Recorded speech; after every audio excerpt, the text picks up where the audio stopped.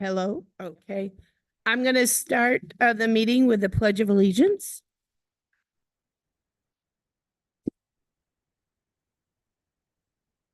I pledge allegiance to the flag of the United States of America and to the republic for which it stands, one nation, under God, indivisible, with liberty and justice for all.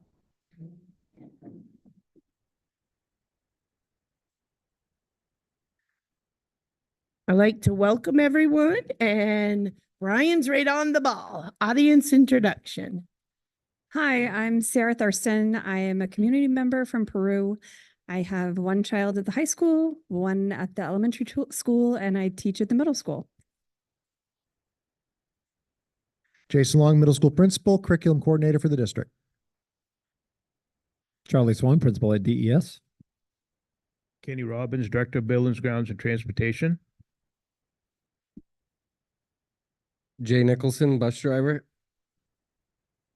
Brandy Bordeaux, Peru resident, mother, and RSU 56 employee. Ryan Bordeaux, Peru taxpayer. Okay. Welcome, everyone. Oh, sorry. I forgot our Marian illustrious. Hutchinson, Rumber Falls Times. All right. Thank you very much. There's no adjustments to the agenda? No, the only thing is the correction for the consideration of the minutes. That should read 2024, not 2023. Okay. Consideration of the minutes of the January 17th, 2024 meeting. Could I have a motion, please? And a second? Comments, questions, revisions?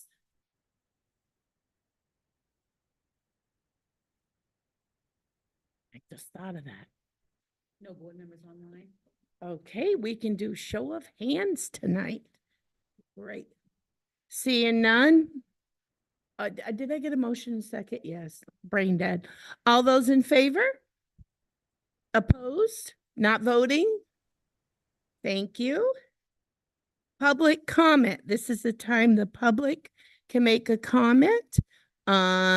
Respectfully, we may have to get back to you on any questions, any comments. Go ahead, Brandy, come up to the podium. Thank you. I'm just here tonight to address a couple of the comments that the board members made after my comments about wanting single-use bathrooms in all of our buildings. One was about 7-year-olds locking themselves in the bathroom. I just wanted to kind of explain a little bit how the school set up is. The lower grades at this time have their own bathrooms, single use. They can lock themselves in there already. I wanted to talk about our buildings and how we share them for a lot of different things. I have some examples I'll save for time, just tell you one. Late arrival Wednesdays at DES, there's a childcare type program that's happening for the hour. And kids are in this building, they're 5 to 18, and they can use any bathroom they want. The other question was, or statement was, it was not Mr. Long's job. This was referring to him sitting there allowing one person in at a time. And I believe it's everyone's job at RSU 56 to keep kids safe. He is being a leader at this time with bathroom safety, and I commend him for that. I'd like the other administrators to please do the same thing. And some thoughts I was having is about safety, particularly like parents keeping their kids safe. The silly things we do, just in case. You know, those little rubber bumper things you put on the table. They're not going to hit their head every time, but just in case, we want to keep them safe. We're talking about helmet wearing. They're not going to crash every time. Just in case, though, we put a helmet on. I do not think every person going into a bathroom is going to be malicious, but just in case, I'd like to keep our kids safe. Again, I urge everybody to talk to the school board, call, email, meet. Let's take care of our kids so all kids are safe and comfortable in our bathrooms. Side note, the sign at DES has been moved. Thank you. Anybody else have any comments? All right, moving on, communications. RSU 56 received a response from the Maine Department of Education concerning the request for a waiver for 4 days. As you had instructed me last time. The DOE approved 2 days, the 2 days from the mass shooting in Lewiston. They did not approve the 2 flood days requested, but they did indicate that if we couldn't make them up or we ran into trouble, that we could resubmit a waiver at a future time. So at this point in time, they've waived 2 days. I still would say that right now we're at Thursday, June 13th, I believe is our last day. As long as we don't go past the 14th, I wouldn't waive any of those days, but we do have those 2 days if we need them for any reason. Thank you. New business.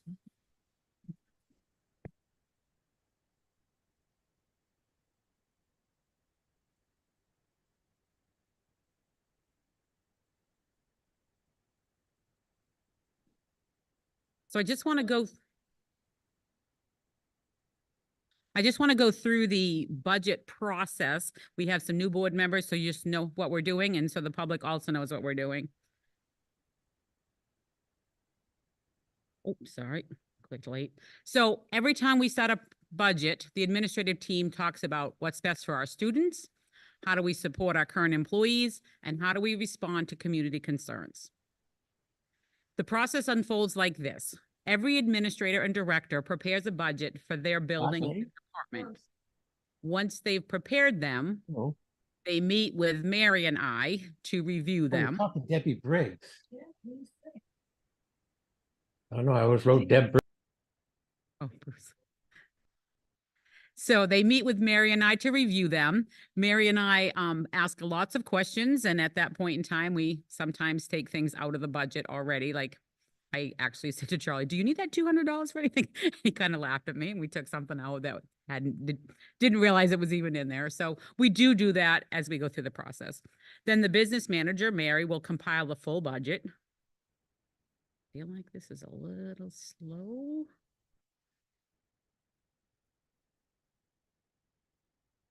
And then the board will provide the administrative team a target. So what are you thinking budget to budget? The administrative team will then review the full budget and adjust it if necessary. And then the board will review the full budget and any add-ons that the administrative team is asking for. So anything new does not go into the budget that we prepare for you. We add them as new budget proposals. So you can decide if you want to add them in or not. And then the board votes on the FY25 budget to move it forward to the voters. This is the timeline for this year. On March 26th, you will see a full budget, and we will have a budget workshop. We will do April 2nd if we need to. That's a snow date in case something gets snowed out on the 26th, or if we have more work to do and we don't finish it on the 26th. On April 9th, you'll be able to vote on the budget. On the 14th, you'll sign warrants. On the 28th of May, we'll have a budget hearing validation meeting here at the high school. And then June 11th, there'll be the budget referendum in all 4 towns. It's a pretty straightforward process. Starting tonight, you will hear from each of the departments tonight and the next couple of meetings to hear what their kind of overview for what they're asking. Some positives going into this: the state remained at 55% of EPS costs covered, which is great.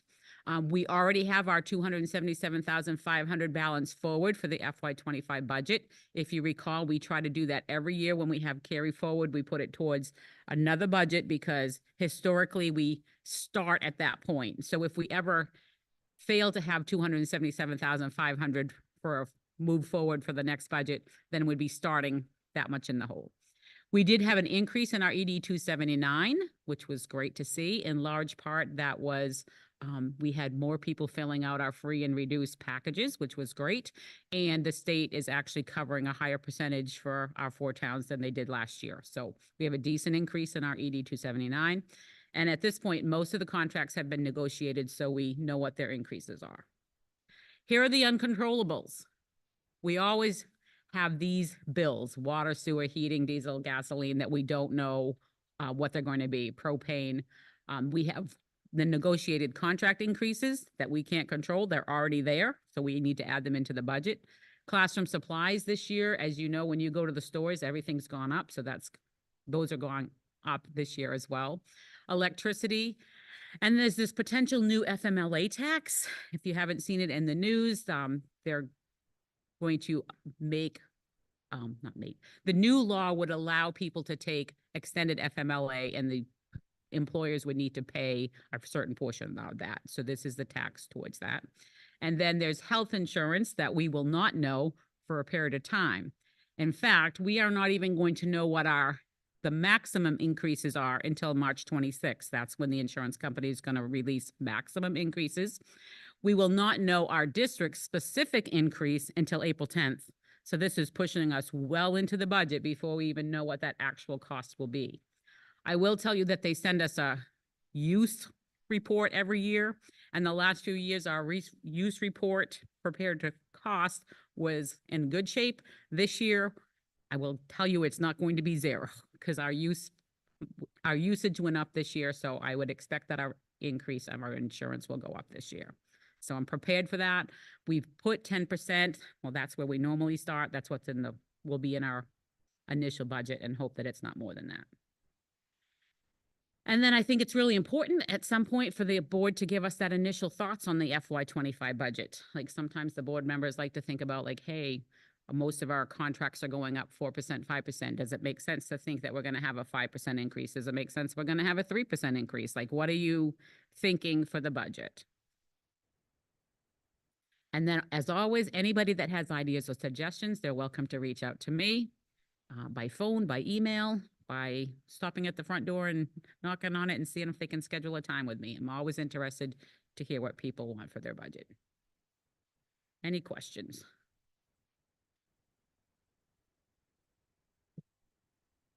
Great. All righty, thank you. Oh, Charlie, you're the first.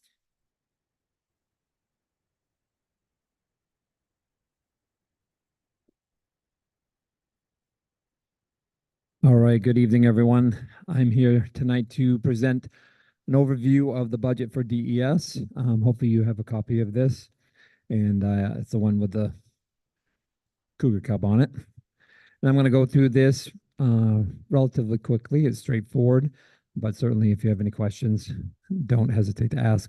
So I want to start with the mission. Our mission at Durgo Elementary School is to prepare all of our students to be safe, respectful, and responsible citizens who are motivated to be lifelong learners. So our budget that we're presenting this year for DES reflects materials, as Pam said, to support regular instruction. It includes classroom supplies for our library, salary, benefits, staff, etc.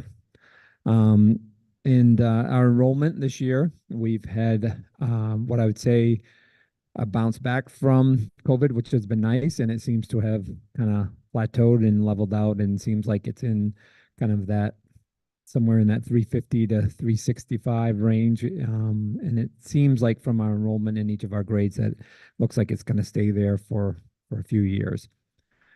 That changes year to year. We had a big surprise in kindergarten this year, as we had 14 kids enroll over the summer that we weren't fully anticipating, but it does change year to year a little bit, but it looks like it's going to be fairly stable. As far as staffing, we are eliminating one position that was an ESSER funded position that we were prepared to eliminate when we use ESSER funds for that position.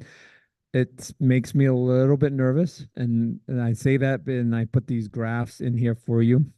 So one thing we were able to do with this extra teaching position, you have two graphs here, and this is discipline data related to last year from August to January, and this year from August to January. And what you see in grades 2 and 3, those grades are now 3 and 4 this year. So you see a significant decrease in office referrals in those grades. In grades 3 and 4 this year are the two grades that we have 4 teachers assigned. So we were able to kind of split kids up a little bit, kids who are struggling a little bit more, kind of move them around a little bit, gave us some better options there. So hoping, crossing fingers, that with the work we've done this year, that and with the maturity level increasing, that those kiddos will be good as we move them back in both grades into just having 3 classrooms moving forward. The other impact of losing this position, our grade 5 is our current grade 4, so next year's grade 5 is a pretty big group. So we're prepared that it's going to be somewhere between 20 and 23 kids in a grade 5 classroom. We might be able to have four grade 5 positions, but I'm kind of expecting that other position is going to be in kindergarten because we were full in pre-K this year. We had a waiting list in pre-K this year, so we're expecting a rather bigger group coming in kindergarten. So, and I've broken out all the grades and the staffing on the back side of this page. Co-curricular, all of our co-curricular, I say all of ours, we do have 5th grades that participates in middle school sports now. But as far as the general co-curricular kind of things at DES is through our after-school program. So we have one more year in our after-school program. We're hoping that after that we'll renew and be able to move forward with it again. So one of the things that we were paying for as a district was, and we're paying this through ESSER funds, was tutoring money to support the after-school program that pays for teachers who work with kids academically after school during this program. And we met and decided to move Title I funds to cover that for this last year of the program. So that's something that if we get the grant again going forward, we may have to in the future revisit where that funding for the tutoring comes from, whether that may need to be put into the budget, regular budget, or whether we can continue to use Title I funds to support that. Student support services, this is our guidance counselor. We also use Oxford County Mental Health 3 days a week. We have a counselor who comes in from there that supports students, works with students individually and in groups. This is done through parent requests or teacher recommendations. The big need, I think there's a significant need right now in our community for counseling support. They don't do necessarily the deep-rooted counseling that some of our kids may need, but certainly they are a great advocate in connecting and trying to get families moving further along a list or into a place to get some counseling, as counseling lists are pretty long and the wait list for them are pretty significant. Office of the Principal, continue with the principal and my secretary. Would like to continue with the Dean of Students, and I'm going to explain that next. On the back side of the page, so there are 2 add-ons. You've got separate papers for these, but kind of the brief overview of it. The first one is a pre-K position. As I mentioned, we had a waiting list, which we haven't really had since we created a second pre-K program. And we had a waiting list that was up around 6 or 7. I think it's closer to 3 or 4. People have found options. Some people have moved away, those kind of things. So the state allows us to kind of explore whether we want to expand our pre-K. Mary and Pam might be able to give you a little more information about how they do that in terms of our ED 279 and the money that's put into that. But what we're hoping to do is get an idea of how many kids we are going to bring into pre-K. So we started our pre-K kind of where are you search earlier this year. We are about 2 or 3 weeks into that. We're going to kind of let it go until after February break, see what number we have, and then make a decision whether we have the kids to warrant a 3rd program or we're going to continue on with 3. Right now, based on the numbers we have, 2 programs seem to be what we need for next year. But a lot of people kind of are slow getting to that process, and they're not really thinking January, February is the time I need to sign the pre-K kid up for August of next year, but we're trying to promote it as much as we can. We've had it on signs, we've sent letters home, we've had it on Facebook, all kinds of ways. So at some point we'll let you know what the numbers are and we'll have to make a decision whether that's something we want to move forward with. The second add-on is something that you guys voted in for this year, the Dean of Student position at DES. And this year we covered that with we had some staff members who were senior staff members who moved on to other positions, and we hired some younger staff members, and that freed up some funds, and we were able to cover the cost of that this year with that. But it is a new thing as far as the budget goes. So if we have the opportunity to move forward with that, I think it would be a tremendous benefit for our school. The last thing you see here is what I tried to break out is our staffing at the school, just so you have an idea of what the numbers are in each of the grade levels and the number of students that we're projecting. This is projecting for next year. It's not this year in each of these grades, but projecting. So this year in 3rd and 4th, we have those 4 teachers. That's our current. We're going to move those to 3. And then most likely we're anticipating moving from 3 kindergarten to 4 based on a larger pre-K and having that waiting list in pre-K.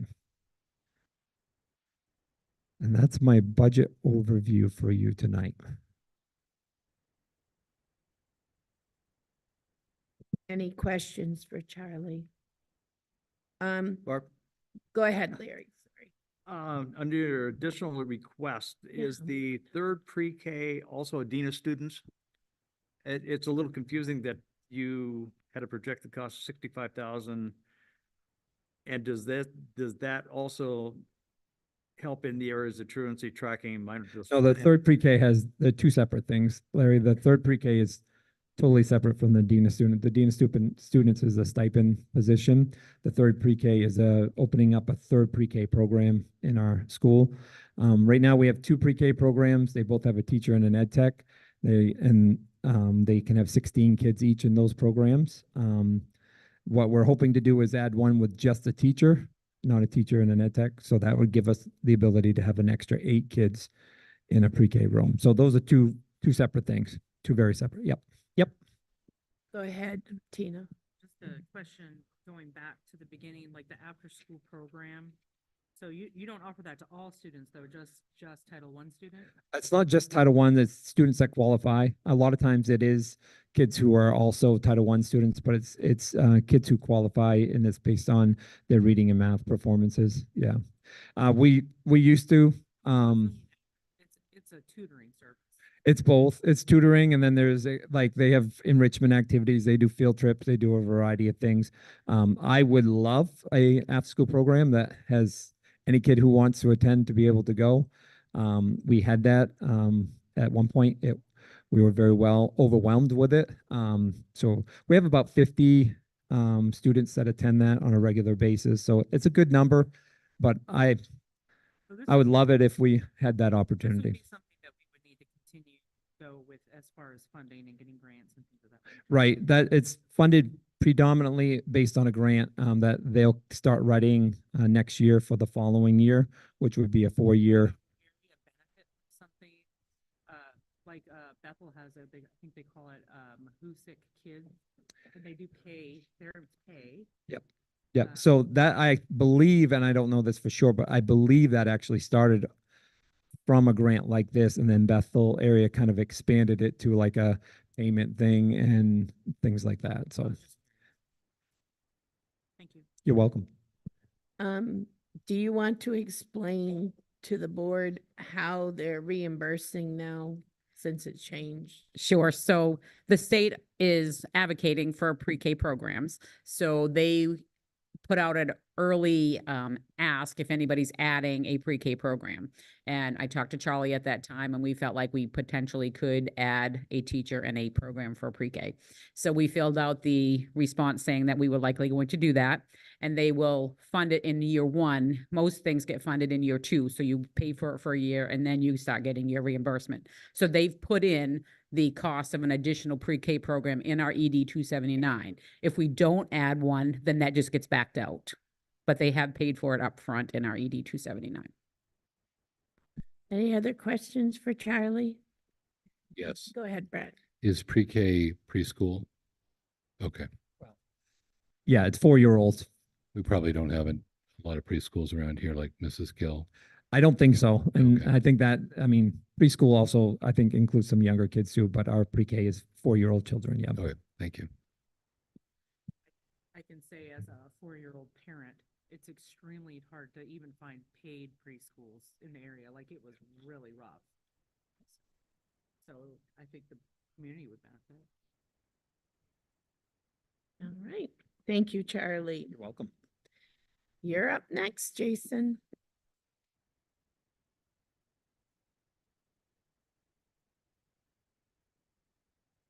Good evening.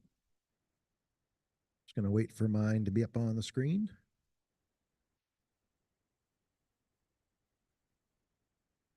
All right. The bottom line is that sort of budget to budget, the controllable costs at the middle school are going to stay the same. In with the exception of extracurricular costs, which are due to an increase in fees that are associated with sports now, as well as the fact that the board voted to open up middle school sports to fifth graders. So obviously that involves more athletes and costs associated with that. Our enrollment continues to hang around 170. It's currently 168. Last year it was over 170. My staffing recommendation for next year is to continue to have the 9 full-time regular teachers that we've had, the 2 interventionist ed tech positions that used to be a single teacher position. We've been a lot more effective in serving interventions using the ed tech approach. And then we have a couple shared staff with the high school. We offer ELA, math, science, social studies, health and PE, gifted and talented services, music and visual arts. I'll get to a full breakdown of the positions. There are going to be reductions experienced on the ground at the middle school next year with the end of ESSER funds. First of all, one thing that is sort of worth reminding the board of is that when we first entered into the COVID era relief funds, the school board elected to change the funding for what had previously been a regular budget position. RSU 56 had a second world language position, and that position was shared between the high school and the middle school. There was concerns in that budget year about needing to cut that position, and the board chose to use ESSER funds and sort of took what had always been a regular budget position and turned it into an ESSER position.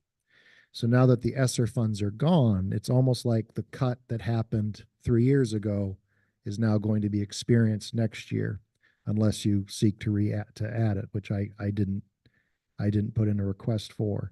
But that's going to be a pretty complicated loss for us because we're going to be losing one of the elementary level, you call them specials. At the high school level, you call them electives. I don't really know what to call them at the middle school level, but that kind of a thing. I'm going to lose that from my schedule. I do have a plan. The plan is going to influence the way that I use my interventionists, which is too bad because that means that there'll be periods where the interventionists are not available to do what we have been doing and building up to be more robust in the area of mathematics. We don't have a shortage of kids who need the extra help. That being said, that kind of is what it is. In addition to that, there is the loss of the what had been the alternative ed position that then morphed into a support position this year. That will also be gone. Co-curricular and extracurricular activities. We're going to maintain our level of activities. Fees and numbers have increased. As I said already, we voted to open up middle school sports to the 5th grade student athletes. There's no athletics budget at the elementary level, so these costs are reflected in my cost center. Just keep that in mind when you see it. Support services, we're going to continue with our contracted social worker and our shared librarian. We have historically shared our nurse with the high school during COVID. There was an additional nursing position for the district, and so that position was centered at the high school, which allowed the shared nurse to just stay at the middle school. That's over now. We will again go back to sharing our nurse with another building. Office of the principal. I recommend you continue to have my job exist, as well as that of the administrative assistant. Okay, I appreciate that, Tina. I have basically removed all of the funding for my own professional development, so I continue to look for other sources for those opportunities for myself. Additional requests, none. This is my 3rd consecutive year not bringing a request before you. Under other funding sources, federal COVID relief funds are ending.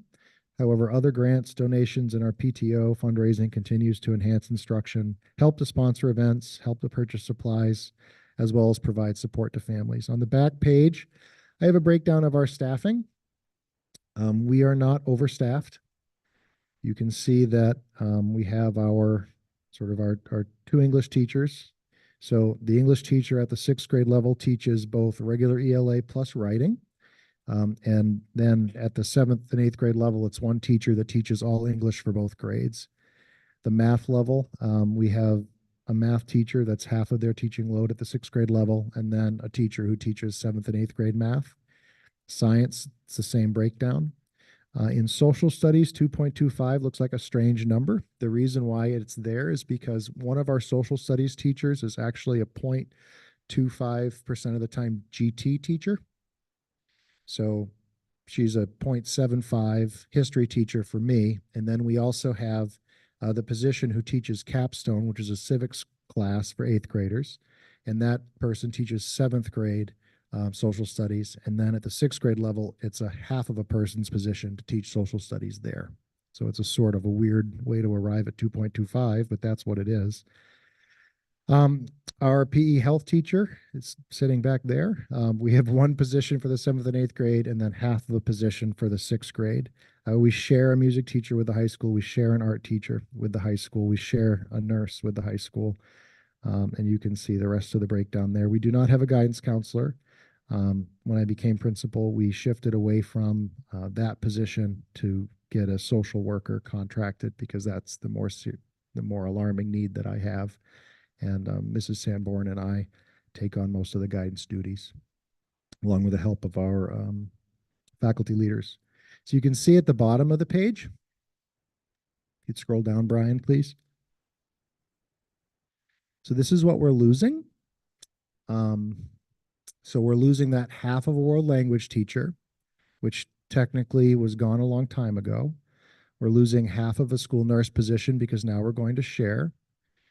We are losing the teacher position that we have right now that has been part world studies, part kind of support as we phased out the alt ed program, which was a temporary COVID plan that we had. And then last year, this is already gone.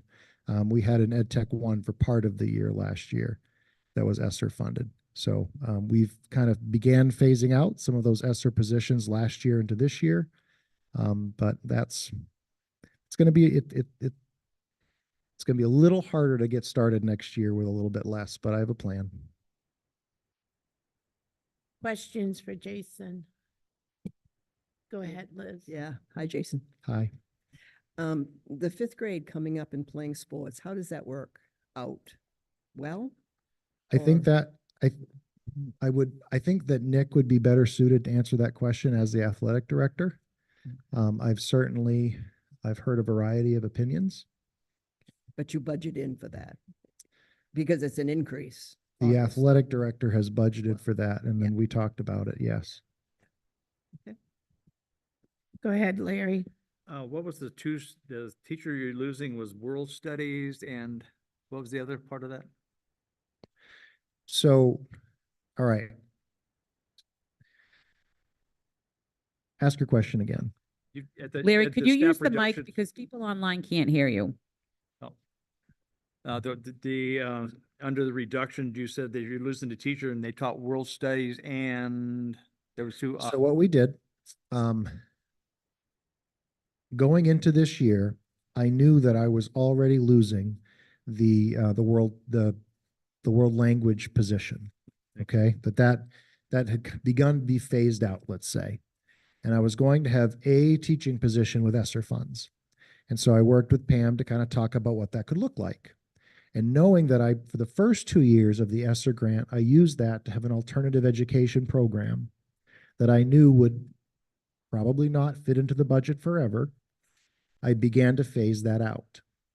So with the teacher position I had for this year, I used it like a Band-Aid on 2 different problems. The first half of the day, that position basically fills the role of what world language used to be in my specials rotation. And it's world studies. And it's actually a pretty cool class.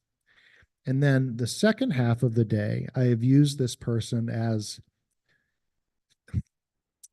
I don't want to say alternative education because I think that's a misrepresentation of what it is, but I've used that teacher to work with students who used to be in the alternative education classes and try to pull them out as needed from regular classes and support them to kind of help again with that transition away from, I had students who are in an alt ed environment, and I think you've taught alt ed, so you know that that's going to be a very different experience as I try to get them reacclimated to the expectations of the regular classroom. So I knew going into this year, this was a one-year position. It was advertised as a one-year position, and the gentleman in the position understands it's a one-year position. What's going to sting more so is that beginning of the day, that half day that for COVID was part of the regular budget. Losing that half a position is going to force me to have to do different things with interventionists just so that all the students have a place to go during that part of the schedule, because I only have so many adults in my building. Okay. And the second question is it a hardship only having a nurse half-time? Is it a hardship only having a nurse half-time? I don't know how to answer that because I don't have data in front of me, and I don't want to give the board an impression that isn't informed by fact. I will tell you that when you're having an emergency and there isn't a nurse, that feels like a hardship. And I'll tell you when you're not having an emergency, you feel like you're doing okay. So I think the reality is we have to be fiscally responsible. And I know that in the conversations that Pam had with the board as we entered into the ESSER funding time, that words were said about we're going to use the COVID funds and not create things necessarily that we have to fund forever. Like that was, and I think that there probably are some things from COVID era funding that we need to have real conversations about, because it might not be possible to live without it. Just because the money's dried up doesn't mean all the problems are gone. But I understand in this case, it's sensible for the number of students in my school that I share a nurse. I do think that I have a really awesome person in that position. And I think that, of course, when you have less, you get less. And so to say there's no hardship to it would be dishonest. But I'm not prepared to stand here and make a budget request that I didn't formally prepare for the superintendent. Tina, So as far as losing that half a position, I mean, if we were able to put it back into the budget, you couldn't just hire a person half-time. We would need a full-time position, correct? There are half-time positions that exist in the world. People really go after that? I mean, would that be Retired offered teachers do sometimes? sometimes. Back when I taught in Oxford Hills, they had a half-time position that a retired person in the community was like, "Ooh, that looks like fun." I don't know. I didn't prepare that as an ask. I'm just being honest about the situation. If you view the ED 279 and you'd like to spend some more money, I'll be sure to put together a proposal. But I tried to come forward with what I think is what I have to run the school. And that's really all I've asked for, is what I have to run the school. I didn't ask for everything I want to have. Gotcha. All right, thank you. Yeah, thank Natalie? you, Tina. Can you elaborate a little bit more on what your plan looks like for next year for that first half of the day? What I intend to do is use some combination of the two ed tech interventionist positions to provide. So like in the case of mathematics, right now, we have the ability to provide in-class support, non-special ed, in-class support for the majority of the school day. And then in addition to that, eighth period at the end of the day, my interventionists have seventh and eighth graders that we know through assessment data need extra attention. They come and they work in small groups just with them. And every day, third period, my interventionists support the sixth grade, because third period is a grade-wide RTI period for everyone in the sixth grade. What's going to need to happen next year is that some of those times where the math interventionist or the ELA interventionist would be providing in-class support to students, they're going to have to be offering something else that's a standalone. And as an Ed Tech 3, they are allowed to do that under the guidance of a teacher who's pursuing it. It's not going to be a graded experience. What I've kind of started talking about with my math Ed Tech interventionist, because I still see, although we're trying to get students through the scope and sequence of the math curriculum, that there still are plenty of kiddos who struggle with basic mastery of math facts that maybe will sort of have a trimester like math boot camp kind of experience that uses some of the intervention software that we have like IXL. I need to be careful not to turn it into what would be considered a full prep, because I don't think that's fair. But it's going to be more like a math lab. or an ELA lab. Carl? Yeah, that sounds like a good idea, but I'm also hoping that not just the people that are struggling, but like take the top 30-40% of your students in math, push them a little harder in some of that time too. So just not wasting time, but spending all your time at the bottom of the curve, you know what I always thought that we could improve our math scores if we know where the cutoff is, the 50% line of these students and these students excel. I always thought we'd treat the bottom half just exactly the same as we do now, but push the top half. I thought that would raise our scores, but. So I support the principle of what you're saying. I want to talk about what we already do. Yeah. So as you noticed, long ago, we reconfigured a position so that I have a teacher in my building who is also gifted and talented, certified. And so 25% of that position is to provide GT services in the building. What happened previously is the GT teacher would float from building to building and meet with kids. Middle school is about relationships, period. So even though we had some really great GT teachers, I think that there's always, you're putting a limit on what can be accomplished when it's a person who's only in the building every once in a while. So by having someone in the building every day that meets with those students, plus some other students who may not fall perfectly into the GT category, but they belong in some type of setting for additional math support, we provide that. For example, any 8th grader who scores high enough is able to attend math class here at the high school. We have a group every day that they come over here for either Spanish or math, depending on the day, I think is how it is.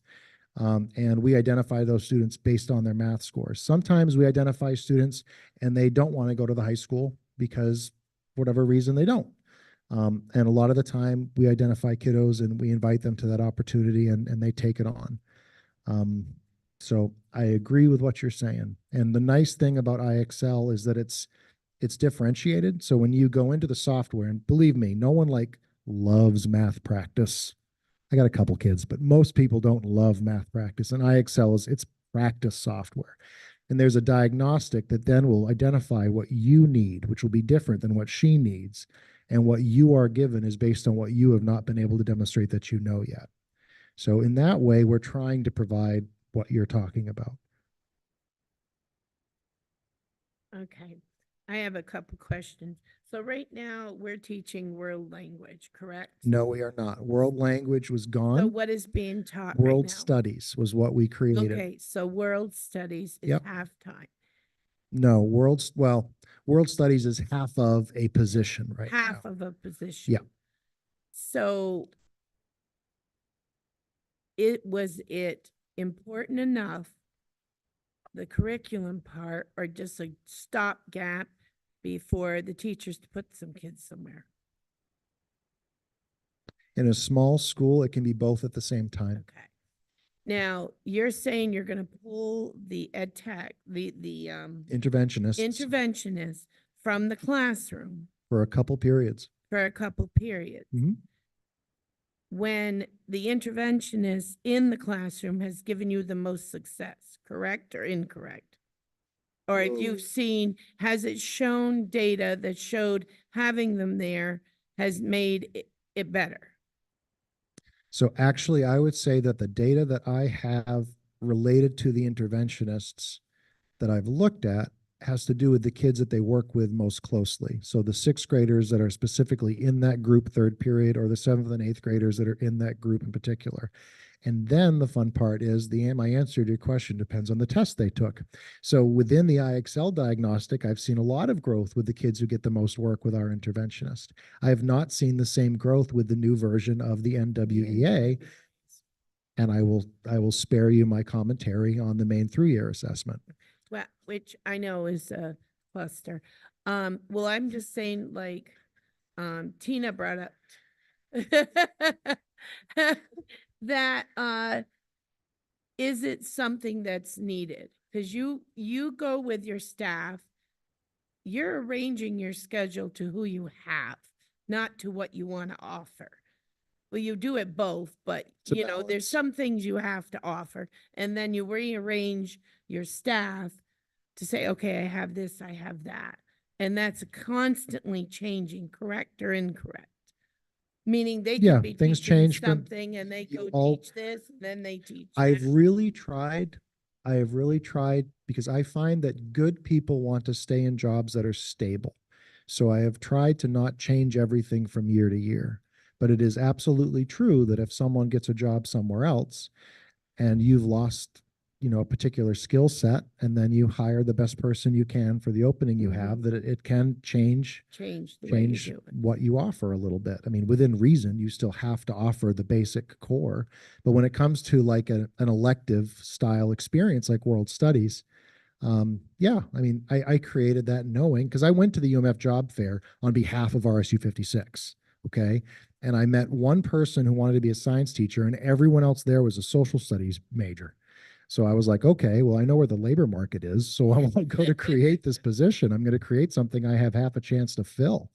And there's plenty of need because social studies, it's what I taught, and I can always Yeah. come up with something fun to do with that. So if, because you didn't add anything. Nope.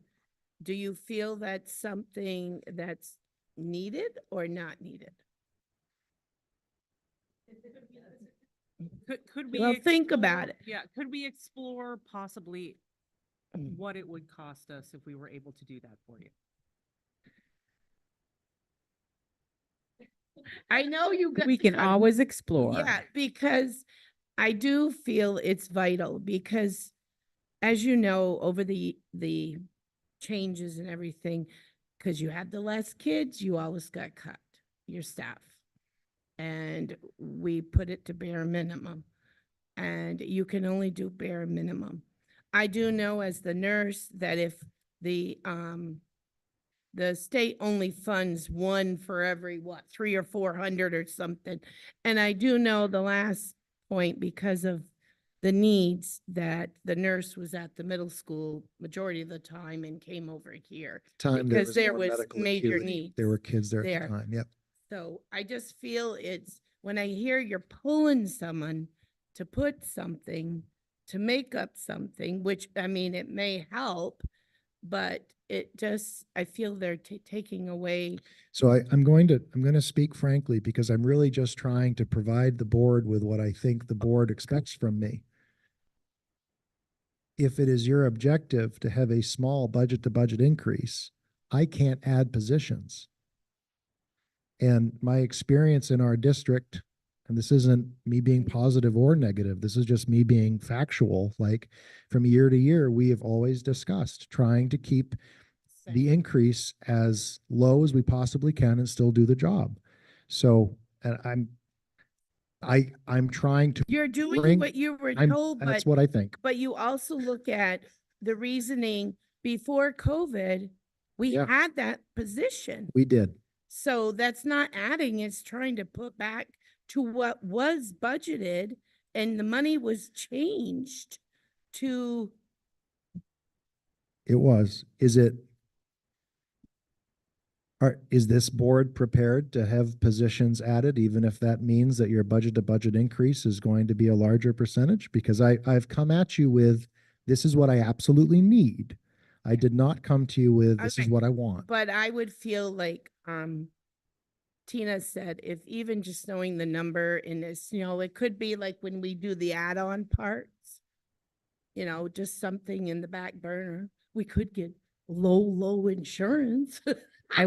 I was going to suggest that we just ask Mr. Long to put together something that he would like to add to an add-on list, and we can consider it at that point.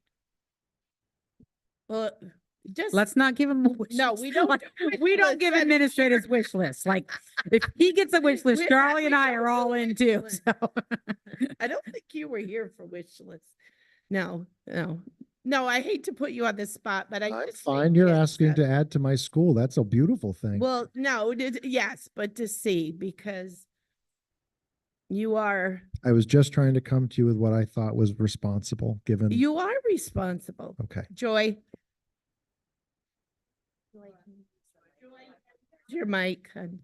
On the same idea, I thought it's obvious that you were cutting to the bone what you needed to, but maybe to have a second list saying, okay, this would make things better if we could budget in, or, because it sounds like it's a lot of work to the way it is, Yes, you know, and it can't be, the teachers must be stressed too. yes, Okay, so if we had, okay, this is absolute bare bone and this would make it so much better, it would certainly be understandable. We can see that, you know, things aren't the best. I Can you make? serve the interest of the board. I'm happy. Tina? Yeah, So I would suggest if you could put something like that together and gather as much information as you can for us, and maybe that's something that we can do. Then that's what I will do. Because I know you do your schedule very early so that you can get your staff prepared. Yep. And less stress. I do know that. So, any other questions for Jason? He's like ready to run. No, I'm fine. I'm gonna come back up in a little bit. I know. Thank you. Yep. Thank you. Next.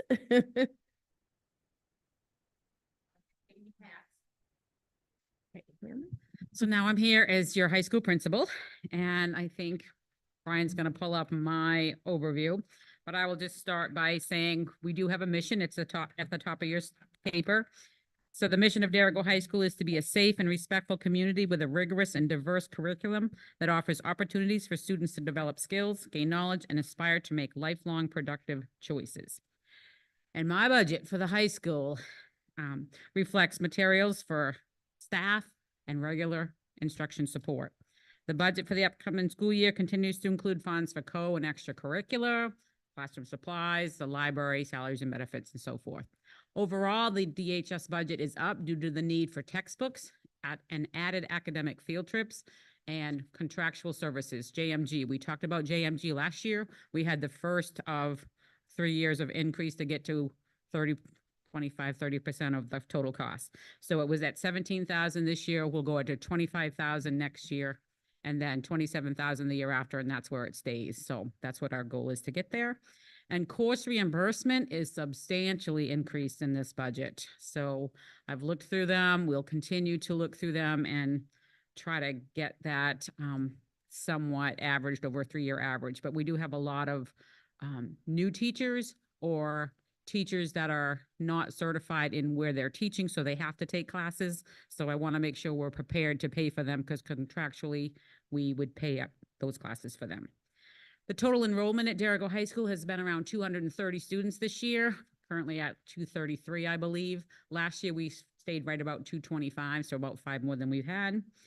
This would maintain our current staffing, so it's 2 to 2.5 teachers in each of our 3 content areas. And then it also supports future perspectives, foreign language, health and PE, music and art. And I said again, because I want to make sure you hear me, course reimbursement is substantially up. Co and extracurricular activities would maintain what we have, and there is an increase there due to officiating, the stipends going up, and the cost of transportation. Student support services, we would maintain guidance. So right now we have an academic dean of students and a guidance secretary. We'd also have social work 100% of the time at Darrigo High School. In the past, our social worker did, I want to get this right, 80%, looking at Mary, she's nodding, 80% for the high school, 20% for special ed. So I've asked Heidi to get her special ed social work, and she has a contracted service person who's going to come in and do that next year. So we'll have 100% of the social worker at the high school. There's a huge need, and I feel like that's important for the social worker to be here. So I want to make sure this will also continue to have our library Ed Tech 3 that is shared with the middle school. We would no longer have a full-time nurse, because that nurse position at the high school is paid with ESSER. So we would split between the high school and the middle school. And I'm going to just say up front that I do think that it is harder, but I do think that one nurse split between the two can cover our needs. The high school has pretty limited needs. Most of our kids are pretty self-sufficient. So prior to COVID, when we had a split nurse, they spent more of their time at the middle school, and we basically had them come over to do like medicine at noontime when the kids were taking it. And then if we had an emergency, we'd call them over. And I would foresee something similar to that next year. Office of the Principal. In the budget right now, I have the superintendent principal split and the full-time APAD that would be split. You'll be talking about that later. So if there's a change in that, then we'll adjust it in the budget. And there's an office secretary. I do have one additional request. I put it in every year. I've done it this is year 5 of me being the principal of the high school, and I've done it every year. And I know I saw one that Lisa Toomey did before she left. So I think it's at least 6 years that we've asked for an ed tech to support the alt ed program. There's a diverse group of kids in there with a lot of needs. And we currently have one in there paid with ESSER funds this year. And I will say it does make a difference. Do I anticipate it will be funded? It'll go on the wish list. So we'll see where that lands, but that's in there. So on the back side of this, you'll see what we currently have for teachers. Obviously, our English department looks smaller than the rest, but we do have 2.15 of them, partly because we have Carolyn Biot, who does gifted and talented AP Lit and AP Lang. But we do cover all of our English courses with our 2 teachers. And then you can go down through them. I won't read them all to you. I do want to point out at the bottom that we do have outside the budget because we have a grant-funded SRO position. So that SRO position would be here, as I'm going to report out in my report, hopefully starting after February vacation, but would also be here next year and the year after. And my budget proposal is on the back, second page, and that is that ed tech for alt ed. Pretty straightforward high school budget. Any questions?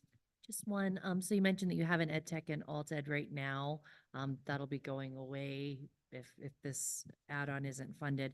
How many kids are involved in the alt ed program right now, and how will that change if we don't have the ed tech there? Yep, that's a good question. So currently we have as many as 17 kids in alt ed at one time, which is a lot in an alt ed program. We would not be able to do that without the ed tech support in there. So typically if there's one teacher, I try not to go any more than 10 or 12 students in the alt ed program. Any other questions for Pam? Seeing none? Look, I forgot. Are you back up, Jason? Be done before I go home. All right.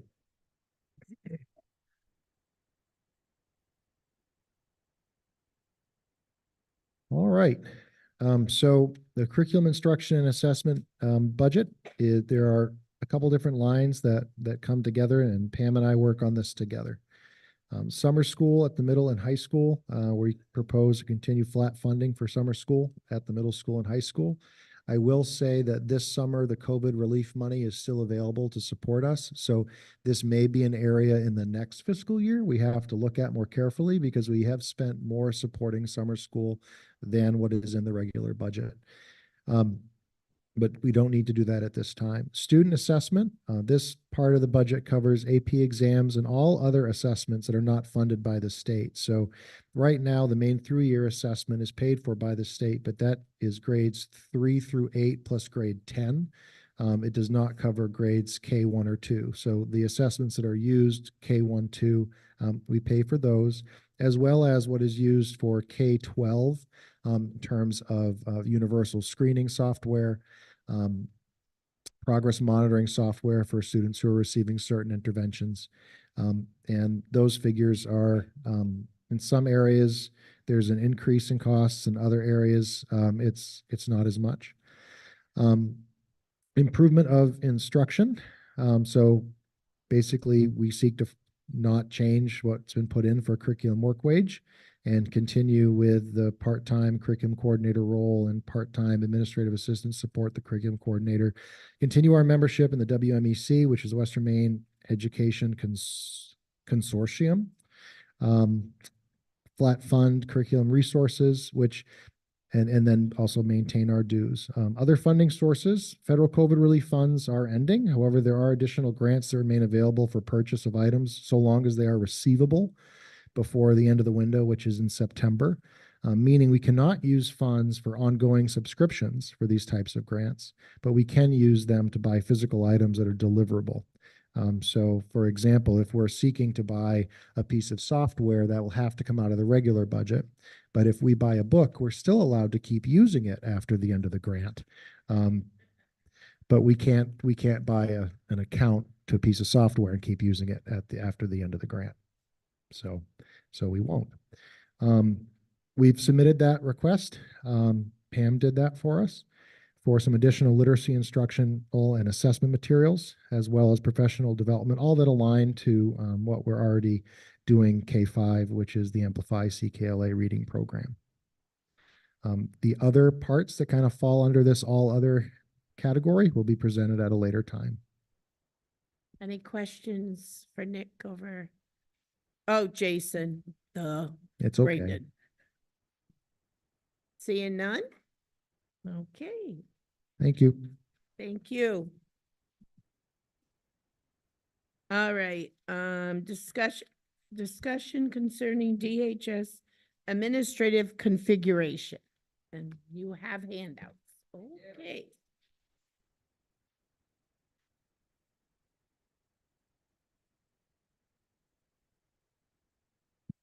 You want me to just jump in?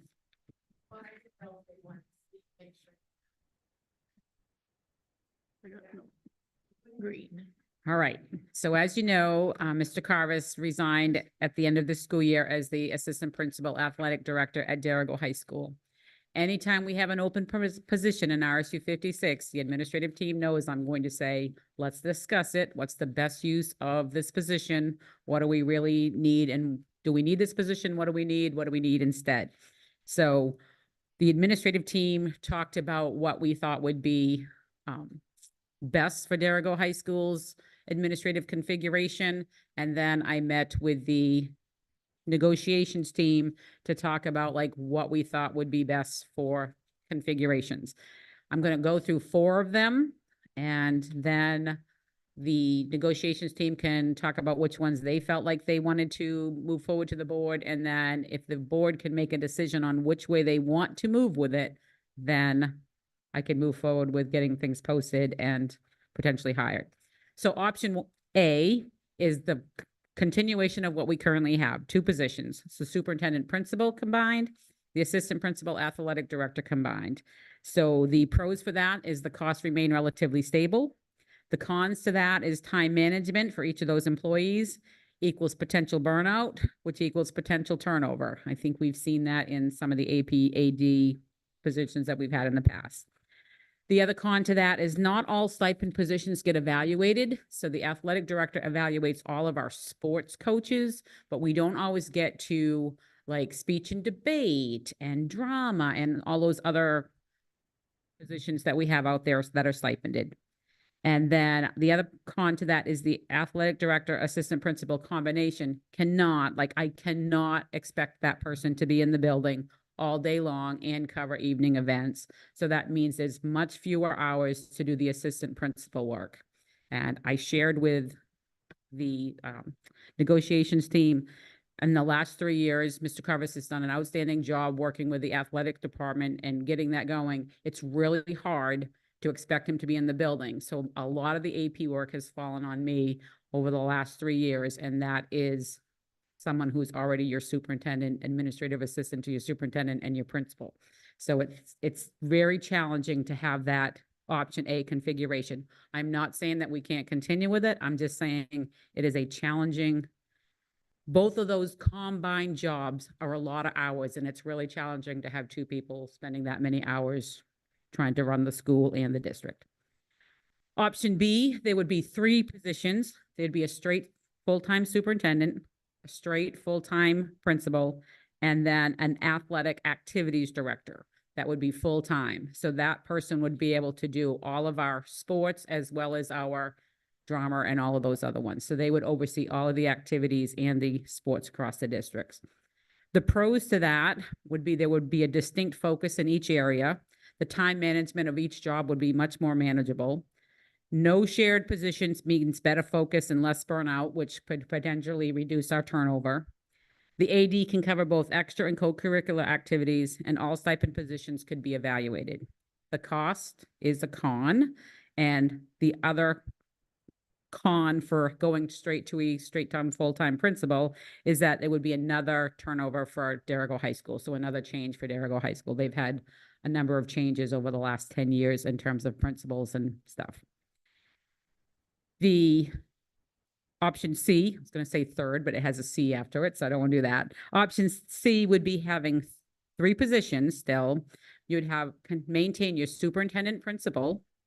You would have an assistant principal, and then you would have an athletic activities director. The pros to this would be, the plan would be for the AP to be mentored under the superintendent principal and become a principal. So you would be moving towards option B. And then that would allow for an easier transition for the high school. Again, it would be fewer shared positions, which would mean better focus and less burnout, and hopefully reducing turnover. There'd be a potential, the thing we talked about at the administrative level and with the negotiation teams, is that there are probably more people in our area that are currently certified to be assistant principals. So you might have a larger applicant pool to go with an assistant principal and then mentor them to become a principal. So that was something that we considered might be a positive for this one. And then again, the athletic director, activities director could cover both the extra and co-curricular. The cons for this would be the superintendent is still less able to be in the other 2 buildings. And it's hard to focus on what's happening in the other 2 buildings when you're really a full-time principal during the day and then a full-time superintendent evenings and weekends. So it is hard for the superintendent to be out monitoring the overall growth of the district. I think I do a pretty good job at it still, but it's not as easy as one would like it to be. And this other con is that it costs more than the current configuration. On the back side, you would see option D. Option D would be 4 positions. So you'd have a full-time superintendent, a full-time principal at the high school, an assistant principal that could be split between the high school and the elementary school to help in both of those schools, and then an athletic activities director. And obviously the pros are going to be the same in terms of each having a distinct focus and then time management. The con is that this is definitely more costly because this is an addition of 2 positions. The administrative team did talk about this again today, and our preference in the long run is to get to option B. And we would recommend as an administrative team that if you can feel like you could support an additional position, that we start posting with saying a principal for Derigo High School or an assistant principal, and kind of see what we get for applicant packages, so that we could decide if we wanted to, like, this person looks like they could jump right in and be successful as a principal, or these people look like they could jump in and be an assistant principal and be mentored pretty quickly to be a principal. But ultimately, this is a board decision whether you want to add a position or not. As I said in my budget presentation, it's currently in the budget as a split position as it currently is. But I feel like it would be hard to wait until the end of the budget to make this decision in terms of an add-on, because we need to start posting pretty soon in order to get the best possible candidates while people are looking and getting ready to move. So I'm gonna respectfully ask you to discuss this and determine if you can make a decision tonight, one way or the other. And I know that's really hard to do without having all the budget in front of you, but I think it's important that we know what we're at least working towards. Okay, questions? Go ahead, Larry. I've worked in 4 states and big schools and small schools. The bigger school has an assistant principal and a principal because they need it. How often do you feel so overwhelmed during the day that I really need somebody else to help me out? I mean, I'm not asking you for a number, but does that happen? Yes. I will just. So Well, this morning. the reason I ask is because the 4 positions here on option D, superintendent, principal, assistant principal, and an athletic director. I understand that athletic director, that's a full-time job. Principal is a full-time job. Superintendent, and having a superintendent and principal as the same person can be a liability issue. And so I'm thinking that, yes, it's not a big school, but it gets so overwhelming at times. So I'm thinking option D for me is the one I would go with, because I think everybody, just like Jason, is doing 4 jobs. You're doing 2 jobs. The athletic director is doing 2 jobs. I mean, I talk for a living, and it's not easy just doing 1 job. And so I'm thinking, for me, this is a no-brainer, option D, and find somewhere to get the money. Tina? I think that would be irresponsible with taxpayers' money and the number of students we have. I do think that we should have 3 positions. And I think B would be an excellent, that would let you focus on what you need to focus on. That would give us a principal to focus on what they need to focus on, and an athletic director. And we really do need someone who can really focus on that, because he seemed really overwhelmed too. Can I? Natalie? I guess I would say, and chime in, guys, from negotiations, but just when we talked about this as a group, primarily because we weren't sure about the number of applicants in the area and we wanted to get the best possible person, we had kind of discussed starting with C and then moving towards B. But I like the idea that you just presented, like upon further discussion with the administrative team, post it as kind of an either or, and let's look at our candidate pool and go from there if the impact is pretty similar either way. I think we were pretty consistent as a group that we want to get to B, but whether it takes a couple years at C to then get us to B, if it's the right person, or if we can go straight to B, I don't have a strong preference. I'd rather get like the right person, and if it's someone that is, doesn't have a lot of experience and we could mentor into that, great. If it's someone that comes with experience and could step right in, that may be even better. But I guess B or C, the way you presented it as kind of an either or, depending on the applicant pool, I would support. I mean, in a perfect world, it's great to have D, but I think the reality is you're not going to pass a budget with D. And I think if we were even in a position that we were looking to add other things, I think there have been other things we've discussed tonight in terms of a pre-K position, part of a position at the middle school, and an alt-ed position here. I think there are other ways that would be more, I think there are other ways that we could utilize those resources if they were even available. I don't really think they are, but. Anybody else comment? I'll just comment, yeah, when we met, it was either, because we do have a lot of in-house people we know that are certified in administration. When we had it together, most people, like Nick's done, is his 3rd year, it is overwhelming. You're not just doing, people think athletic director is, you just put some schedule, you do this, you're here all day and night. The schedule changes frequently. You have issues. The MPA it's not easy. And then in the meantime, usually the assistant principal is the disciplinary and does that piece. And I know that has been very difficult because Tam's had to pick that up. So it is, I know when we first became RSU 56 to get a budget, what was after, we really needed, people said, you're top heavy. Well, we're really not top heavy. We have a very small central office, and we're lucky that we get such good workers. So we're hoping if we can do something like this to get the people, because people come here, we have a full staff because of our administration. And people are happy here. They, it's not they want to stay here from every aspects, from teachers to bus driver, custodians. So that's just my piece. Anybody else? Brad? Is there an option E? I didn't see it, but maybe we should consider it. Use these damn glasses because I apparently need them. Is it reasonable to believe that Because I see having a superintendent principal as a conflict of interest.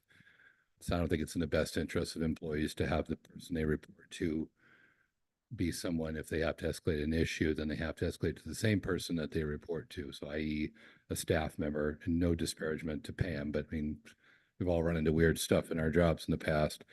If a staff member that reports to Pam as a principal needs to escalate an issue about Pam as the principal, then they're going to escalate it to Pam as the superintendent. And I don't think that we have a really well-defined process. Is it reasonable to think that the option E, I know it's not on here, but why couldn't the principal do the role as the assistant principal as well, if there is that role?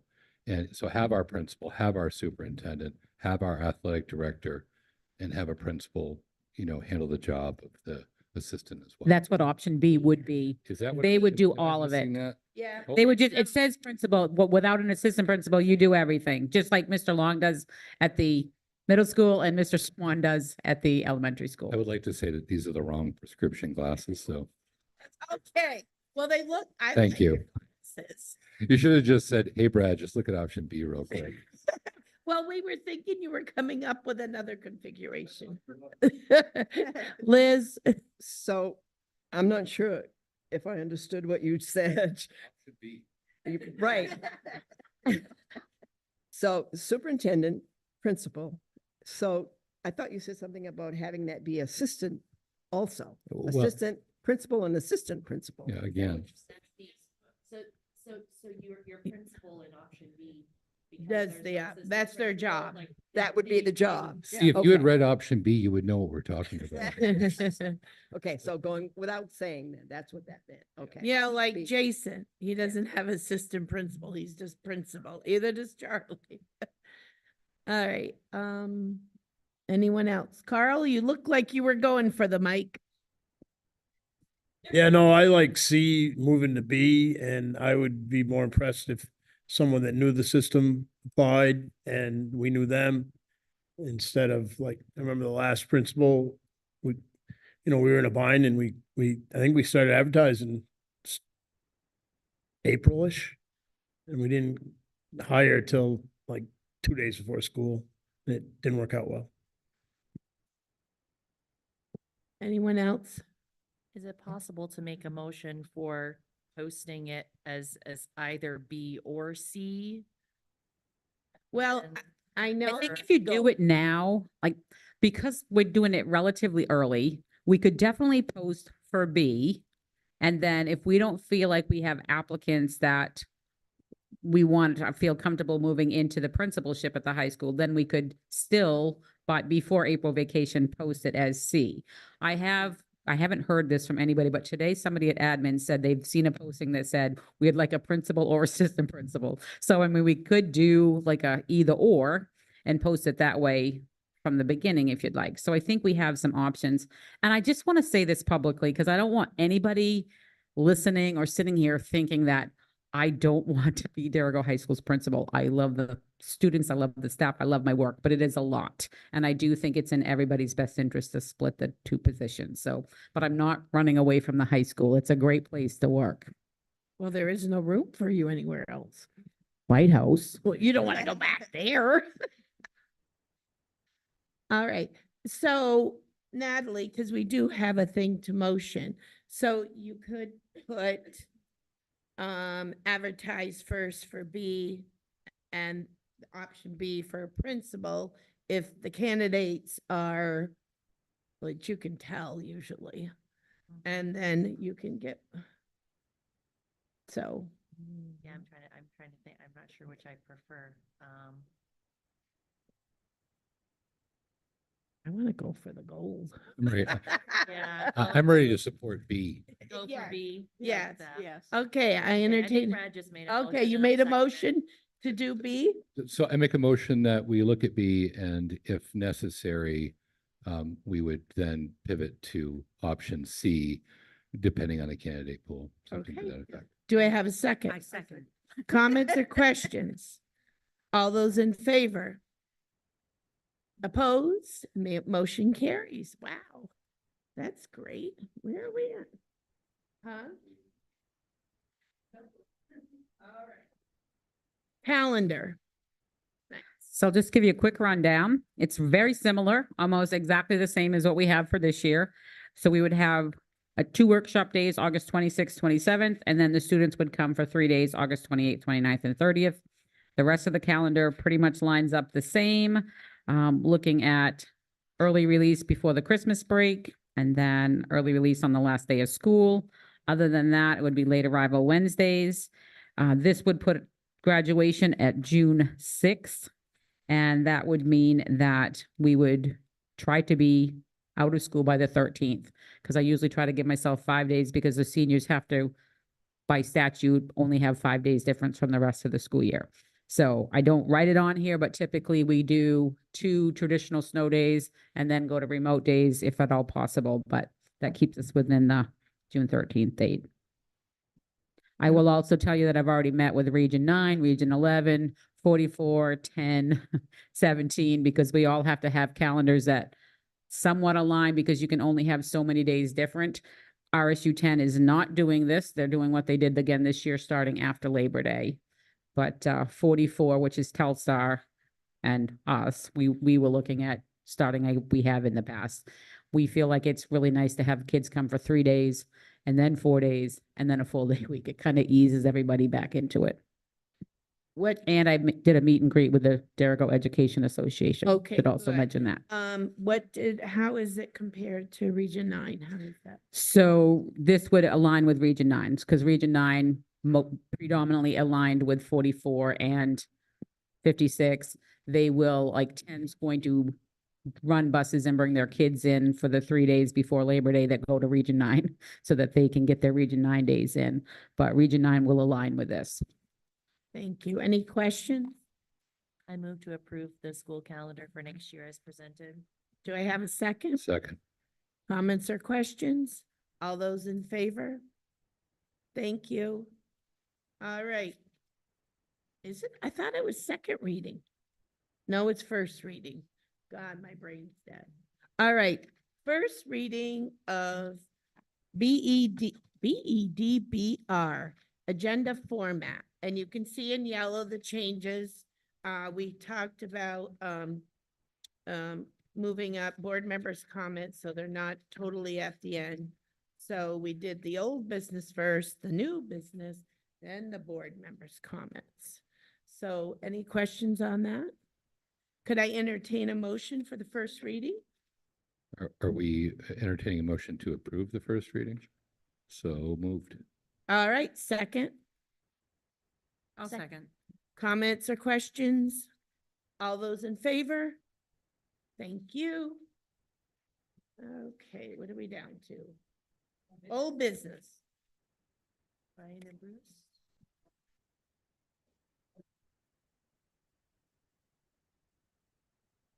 Can unmute it.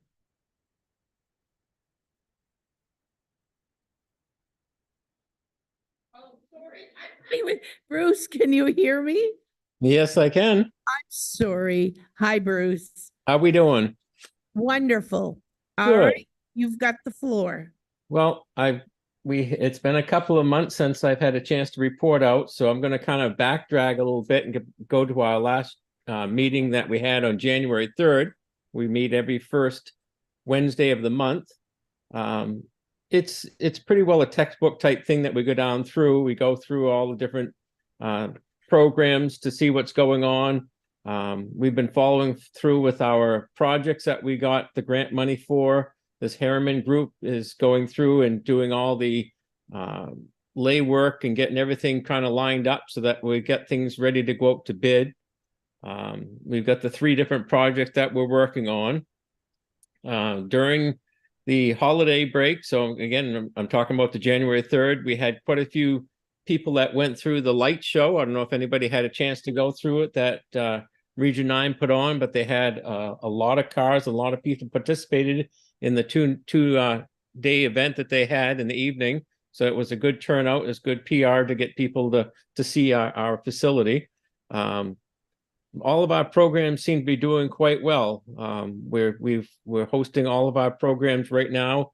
Of course, every year is always a start out to see how many applicants we're going to have and which programs we will continue to run, if we would ever have to suspend a program for a year, depending on the amount of people that we get. This year that we're on has probably been the biggest year that Region 9 has seen as far as I've ever been on their board. We've got we keep ranging a little over between 200 to 220 students. This is between the 3 ascending schools, which is, of course, ours, 56 with 10 and Telstar. The programs, everything is doing really well. Our staff is multitasking whenever they're needed, so that we're able to facilitate and use whatever we need and keep things going on a pretty good even keel.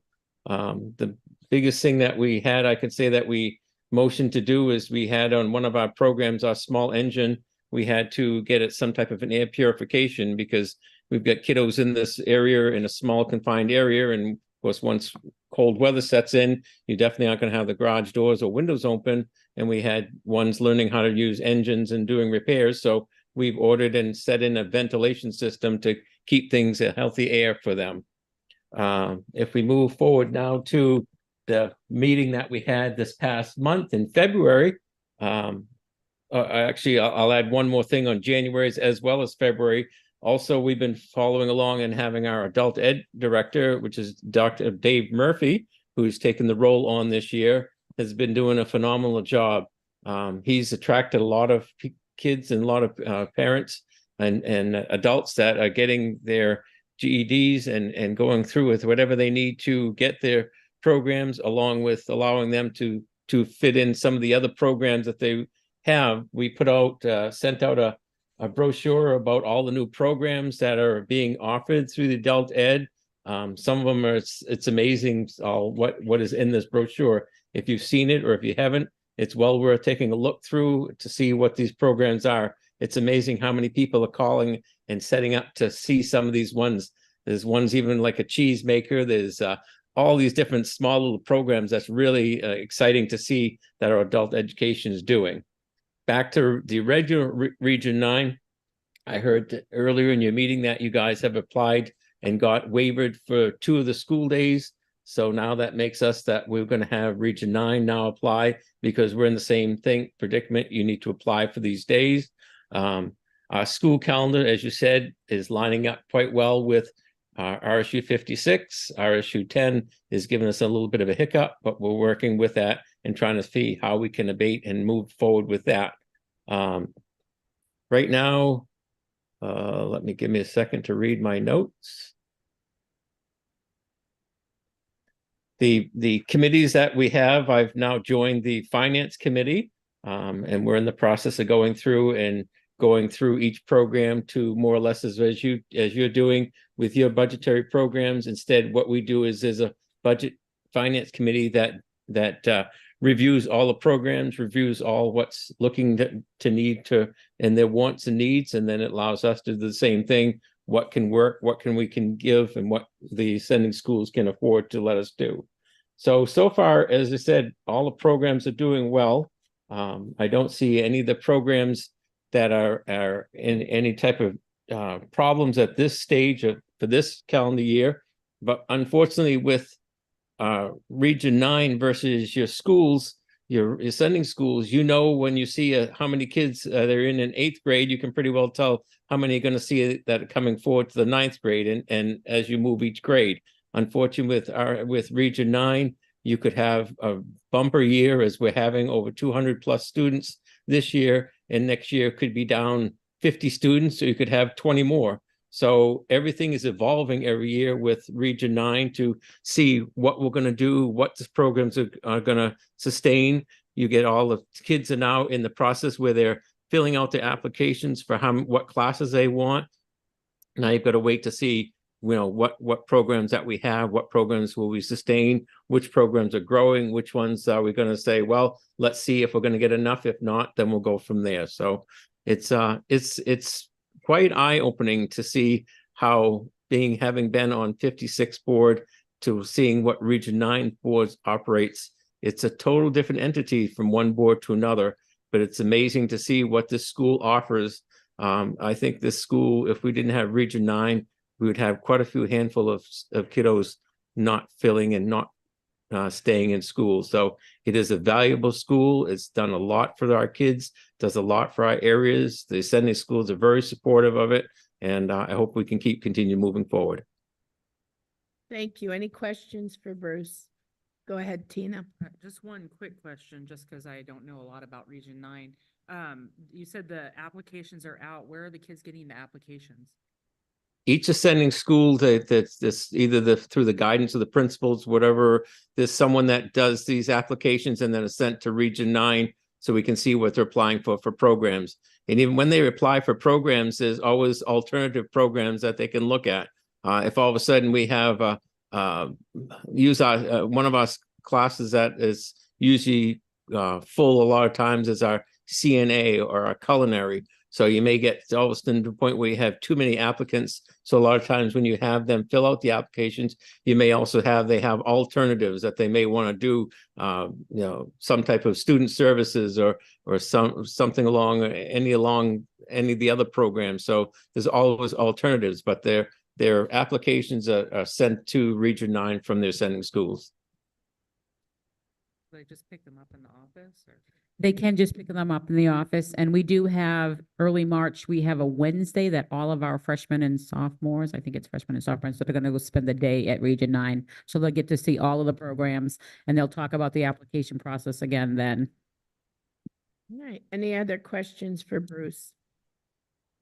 Seeing none. Thank you, Bruce. You're welcome. Have a good evening. You too. Before we go to the update on strategic planning, I'm sorry. I didn't know. I forgot. We're gonna do the student report so she can go home and do her homework. Okay, so I have Lenore Hartman represented Deergo High School at the District 2 Music Festival in Portland. And then the last wrestling match of the season was on Saturday at Morris High School. The team finished second overall, and we had 8 wrestlers qualify for the state meet, which will occur this Saturday at Mountain Valley High School. The boys basketball team has a preliminary game tomorrow night at 6:30 here. And on Saturday, the speech and debate team competed in National Speech and Debate National Qualifying Tournament. The following members were recognized. Daisy Sweat qualified for national competition in the humorous interpretation category of speech. Liliana Salvati qualified for national competition in the dramatic interpretation category of speech. Aaron Pelletier won the District Volunteer of the Year Award, and Mr. Johnson won the District New Coach of the Year Award. And that's all I have. Thank you. Thank you. You can go home now. That's nice of doing that. So, all right. Now strategic plan. Almost, but you let this wish list out of your bag. So Mr. Long is like, can I go back up and tell him what I really want? So I think he has a new proposal that he wants to share with you. Did it, did you? He thought we were being really generous and he wasn't gonna give us time to reconsider. It's not that I don't think about these things. So I'm come to you today with one new proposal for my budget. It's my first new proposal in 3 years. And that proposal is to replace a position and reconfigure a position that existed prior to COVID, was then funded by COVID funds and would otherwise be cut. I am seeking a full-time Deergo Middle School teaching position that would be half-time elective in the morning, filling that schedule need that I have described. And the second half of the day, serve under the teacher's contract as a dean of students to help proactively resolve some of the emotional dysregulation that I have with my students. I did a quick look into Swiss. As of this time this year, we have had more than 800 office referrals at the middle school. Yep. And those are the ones that are large enough to be documented. There have been days and situations where I've been able to have other staff members of my faculty leadership team who happen to be available during the day, and they're able to circulate in the hallways and sort of deal with little fires before they get big. One of the frustrations of my role is I feel like I am oftentimes reacting rather than preventing, if that makes sense. And I know that most behaviors happen in the afternoon because the kids are sleepy in the morning. So the way that I would configure the position is this individual would teach the first half of the day, filling that need in the schedule, and then support my office in the second half of the day, being out in classrooms and hallways, trying to proactively prevent some of the issues. What would be exciting to me as your curriculum coordinator is that would also free up some of my workday to address those issues. Whereas right now, where I have as many things come to the office on a regular basis as I have, I oftentimes have to squeeze that stuff in later on. And although my position says 75% principal, there's no such thing as a 75% principal of a middle school. So is this wish listy? Absolutely it is. Could it be transformative? Yes, I think it would be transformative for the building because it would be proactive rather than reactive when it comes to emotional dysregulation of my students. Quick question. So halftime teacher, now would that be a stipend or that would be a teacher doing the dean? It would be the teacher doing the work. That would be their assignment for the second half of the day. Okay. My understanding is that at the high school, you have a dean of students that's on the teacher's contract. Correct. So I believe that I could, therefore, there's precedent to use that title for part of a teacher's contract day. So numbers wise, what will we be looking at to add that position? Do you have a ballpark? Mary, what is the, So we usually for holding, we put 65,000. So that's salaries and benefits. But if you get somebody that has a lot of experience, it could easily go over that. Carl? What are you looking for qualifications? I love that question. So I need more time to consider that. It would be important to me that I am attracting someone who has some demonstrated ability when it comes to supporting students. Like I would want a veteran in this role. I don't view this as the role of a new teacher.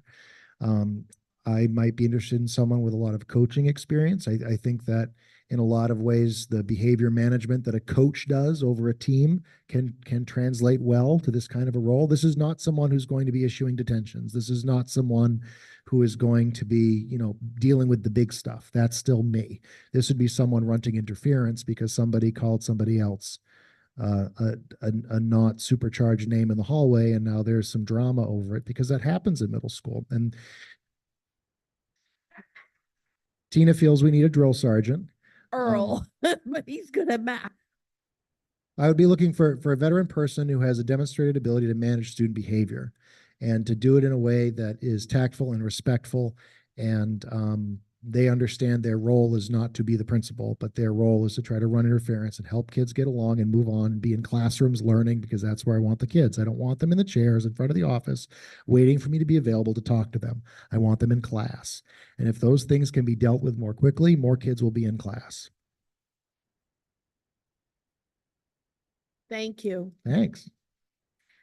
Oh, wait, now I gotta look. I went and So I was going to report out on strategic planning. We have not met since we last reported. Our next meeting will be March 18th at 5:30 in the Darrigo High School Library. I will send out a reminder to those on the committee. Under the superintendent's report, I just want you to know that Darrigo High School students will be involved in a full day of community service called Caring Cougars Day. It's scheduled for Friday, April 12th with a rain date of Friday, April 26th. If anyone knows of someone who could use assistance, please contact the high school. They can do things like raking lawns, cleaning up yards, like any kind of community service. So if you happen to know maybe some elderly people or somebody that could use some help, please call the high school and give us their names and we'll try to get them signed up for that help. Mr. Long would like to have the board approve the use of balanced forward funds to purchase and install vape detectors for Darrigo Middle School. I kind of gave you this little cue when I got them for the high school. This would mean the board could, under general consensus, approve designating funds to purchase the vape detectors. Wondering if you want to do any of that under general consensus. good idea. Yes. You have, I think I remember that you have come back up, that it is rampant there too, Say that again. I'm sorry. meaning you have that issue there too. Yes. Okay. Right.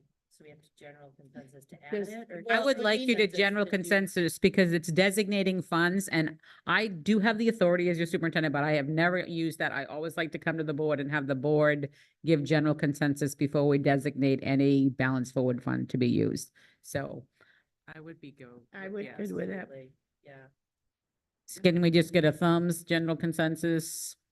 Thank you so much. Thank you. Thank you. And then, as I mentioned earlier, I did meet with an SRO candidate last week, so I'm looking forward to that potentially starting after February break. We have two reports tonight. We have Kenny Robbins and then we have Mary Daly. So go ahead, Kenny. I guess you're listed first. Evening, everybody. I'd like to start my report out by giving you a little update on the new bus garage. We actually got word last week and actually got some pictures. Some of the materials are in Fairfield. If everybody remembers Sheridan company out of Fairfield's going to be constructing the garage. So some of the metal beams are in, a lot of the insulation is in storage. So things are starting to come along there a little bit. CMP has installed a pole up there for our power. It'll be going underground from that pole into the garage. Met with the Dixfield Planning Board a couple weeks ago, went over everything that we needed for permits and kind of got an update for them people down that way, so they'll be signing them off. This week, I received the final drawings on the garage, so all the concrete work, the plans are done. All the nuts and bolts and basically those must have been 25 pages on everything. So that's all been finalized and sent to Sheridan. The wheel lifts, we bought 4 lifts rather than putting in the lift like we had at our old garage or the one we're currently using right now. They're in up to the building or in storage. And we're kind of hearing maybe around 1st of April, they may start construction of the building, so. A little bit of an update over to Derigo Elementary School on PFAS. The tanks are in, the vessels are in, the plumbing is done. The electrical work, they're still working on just a little bit.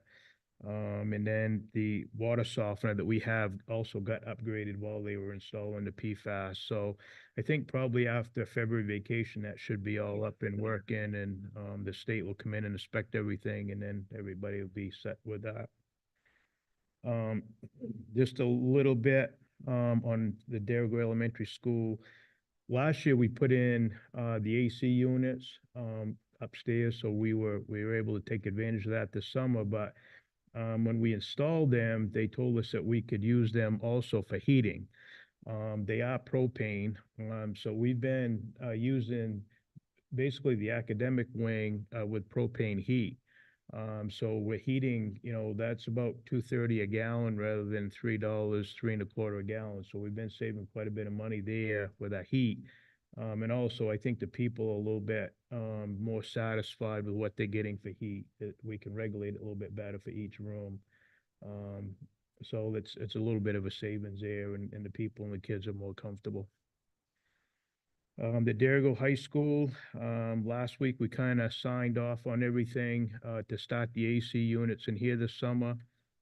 We didn't get quite as far as we were hoping for the money that we had to spend, but basically all of the second floor will be done, and quite a bit of the first floor down here will be done also. We have currently 2 rooms that are air conditioned. Kind of the central office is air conditioned, so the hallways will be air conditioned both upstairs and downstairs. So, and the controls will be done, all new controls that'll control the heat and the air conditioning. So that should be, that when the room is hot in here, we can.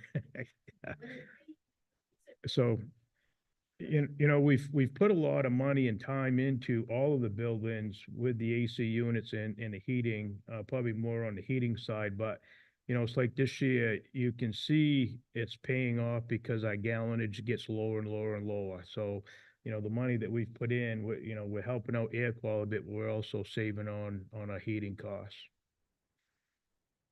The gym floor backing up back to last summer, and it was just before school started. But for everybody, remember, we kind of had some problems with our new gym floor and bleachers. The companies came in at no cost to us and got that all taken care of. So that's all been taken care of. I've been watching the diesel fuel, number two, heating oil prices. It's down about 20 to 30 cents lower from last year, which is good news. And I haven't locked in yet. They keep telling me that it's going to drop even more. But I'm a little bit nervous with all the turmoil overseas. So usually whatever happens over there kind of could change the price here. So, but I watch it every day. So when I think we're at the bottom, I'll lock in. The other thing that I did is I started talking to two or three of the companies. We're starting to use a lot of propane, in our kitchens. We're using propane at the elementary school to heat. The other thing would be our new bus garage will be propane heat.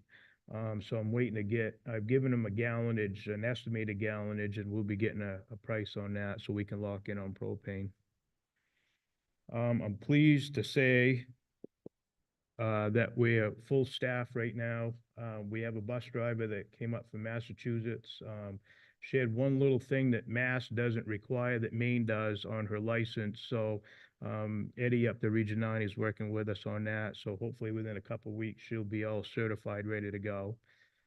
We did hire a mechanic. We're waiting for his fingerprints to come back. Everything is done and everything is all set. It's just waiting for the state to give us the go ahead. So I'm kind of hoping after February vacation, he'll be on board. So other than I'm kind of short one van driver, we're a full staff again. One thing that we did in the fall, but we're ready for spring. All of the athletic fields got slice seeded this fall. And they get aerated and fertilized, which we do every fall and some during the summer. Baseball, softball infields are all ready to go. They got dragged out. The weeds and grass got removed, so we can smooth them up in the spring and be ready for spring sports. So that's my report.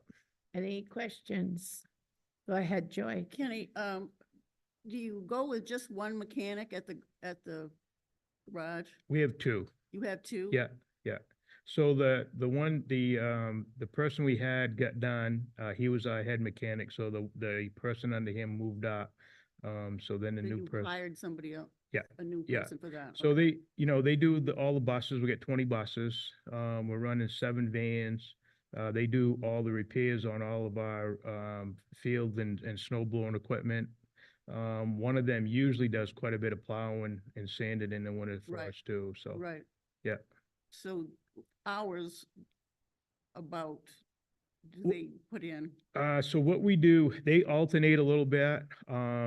We have a mechanic on duty at 6. They sign off at 4. Mhm. So they'll have a rotating, there's hours of the day that we'll have 2 there, but then like morning and afternoon, we may just have 1 person there. Okay. Yeah. Did Tom give a reason for getting done? He wanted to go on his own. Yeah. I knew it was coming. Him and I had chatted quite a bit about it, and Yeah. he just felt it was time he just wanted to go on his own. So Yeah. that was his biggest reason. Okay. Wasn't that he was unhappy with here or, anything like that, but he's kind of following in his dad's footsteps. Right, Yeah. right.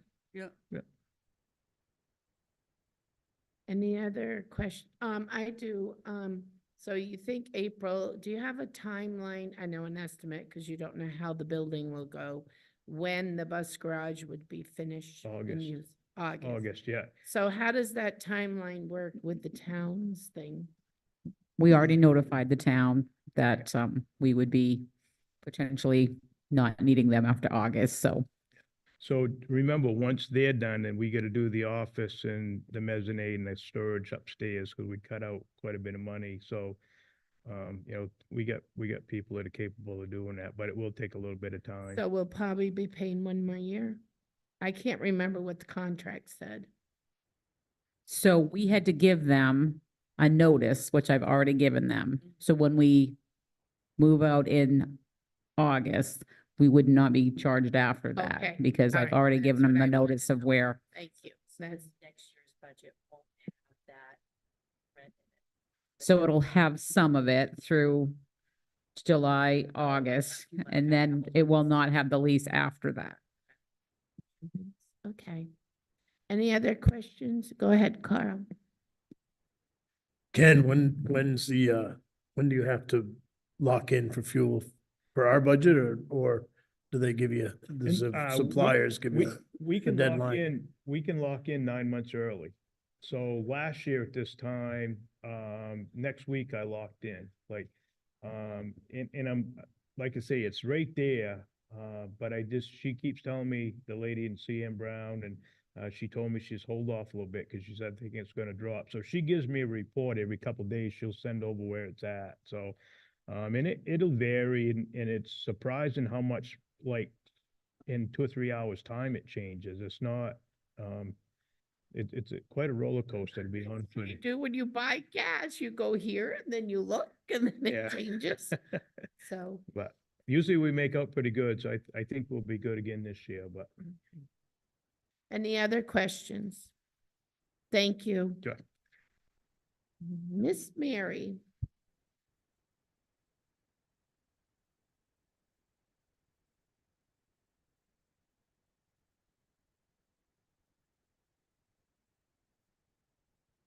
I feel like I don't have nearly as many things to tell you as Kenny did, so sorry about that. The audit for fiscal year 22-23 is almost done. I have a little more information to submit to the auditors, and then they'll put the report through their approval process at their auditing firm. And that should all be done by the end of March, and then you'll receive the full audit report as soon as it's available. An update on the COVID funding. SRF 2 had to be completely spent by September 30, 2023, and the reporting of those expenditures has been completed. We're continuing to spend the SRF 3 funds, and we have until September 30 of 2024, and we have a plan in place to spend all of those funds before the deadline.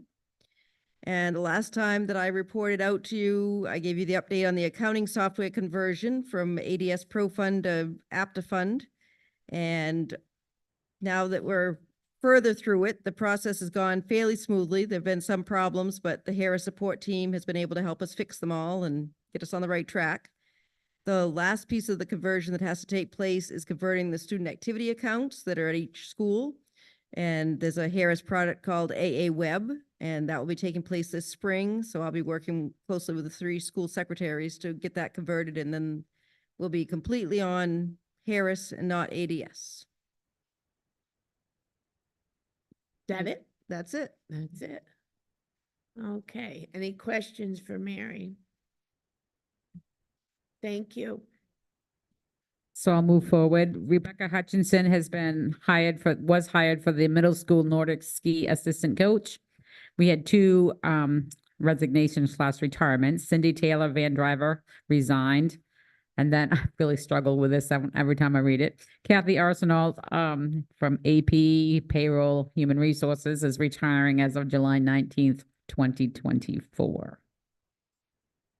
Okay, committee reports. We already did the student rep policy. We are meeting February 12th, or I put the paper away. Yeah, no. Oh, sorry. All right, give me a break. March. February. See, I knew it was a February 27th at 5 p.m. That's before the board meeting, correct? All right. Finance. I wasn't able to make the meeting. Would someone else like to speak? Sure, Carl. Is that okay? Yeah, go ahead. So basically, at the finance committee meeting, we talked about what I just reported out. They received the expenditure and revenue reports for the 23-24 so far. Those are on track. And we also gave them the just 1 page on federal grants and talked about the budget considerations that Pam outlined in her presentation. So it was a pretty short and sweet meeting. You didn't miss much, Carl. All right. Curriculum, Brad. We met a little while ago, and we're deciding on a social studies, U.S. history curriculum, at least core text anyway. We had kind of settled on one, and I think there's still some questions, and we're going to have an additional meeting here on the 12th to go not to revisit everything, but to go back through, I have the books right here, one of the books we've chosen, and make sure everybody's still comfortable with it. So the hope is to come out of that with, we're still on this maybe, but we'll let you guys know when we know. So, Thank you. yes. Buildings and grounds, you haven't met, have you? Kenny, because Don's not here, not, The next Larry? meeting is March 21st at 1 o'clock at Dirigo. thank Cool. you, Larry. Negotiations, we met, we're still waiting to start and hear back when to meet with our last group. Personnel, Personnel committee met this afternoon, before this meeting. And our primary objective was to review the 2 job descriptions that are AP, HR, et cetera, in light of her retirement. We wanted to review the job descriptions, for the roles that she currently performs and actually merge them. Because when we withdrew from RSU 10, we weren't really sure what our central office configuration would be. As a new district, it was going to be a little bit dependent on the applicant pool we had to work with to figure out which responsibilities would be combined. So Kathy currently actually works with 2 job descriptions, knowing that we're going to hire one person to replace her upon retirement. We decided to bring those together and make sure they were consistent. So we did that. We also looked at a new job description for our athletic director assistant, and reviewed that proposal. And finally, we looked at a proposed job description for the new ELO coordinator that we talked about as a group, I think at the last meeting. So at this point, we are drafting second drafts of each of those job descriptions for the personnel committee to review, and then we'll bring them forward to the full board for review as well. Our next meeting is Wednesday, March 6th at 2:30. thank you. Ad hoc, Larry? I don't have anything right now. I forgot when the next meeting is, Jason.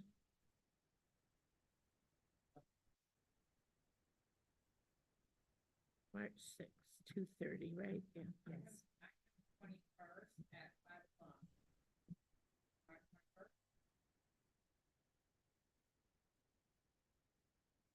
Sound okey doke. March 21st at 5. Okay, so we got everybody's dates. All right, board member comments? Larry? Like I said, I've worked in a lot of school districts, and I just wanted to give kudos to everybody that works so hard to find grants in the school. I've never seen this before, and it's amazing that that I'm seeing so many grants come through that is actually saving money for the school district. And whatever you're doing, keep it up.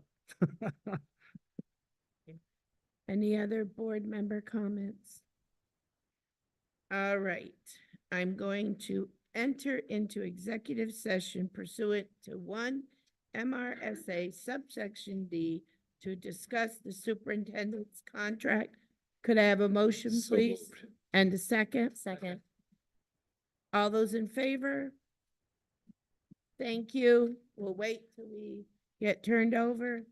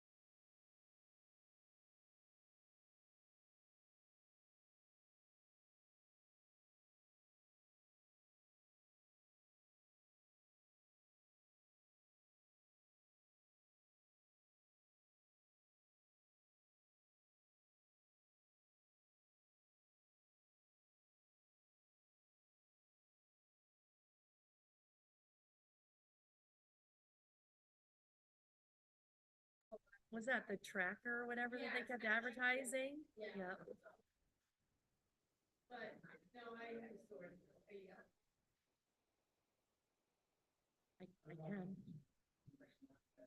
Yeah, I can. Oh. The Dunkings, did you know that Monday they sold those out, the tracksuits? They sold out in like Yeah. a few hours or something crazy. All right. Who would wear that? I was gonna buy one for my son. All right, I would entertain a motion. So I move that if the district opts for option B for administrative configuration next year with a superintendent and principal as separate positions, that the superintendent's salary stays flat. If the district moves forward with option C, in which we continue to have a combined superintendent principal role, that we move ahead with the increase in the budget of the 12,500 as agreed upon by negotiations. Okay, could I have a second, please? Second. Comments or questions? All those in favor? Thank you. All right, a motion to Larry, I had to think about it. Motion to adjourn. Yes, do I have a Second. second? All those in favor? Good night. I missed the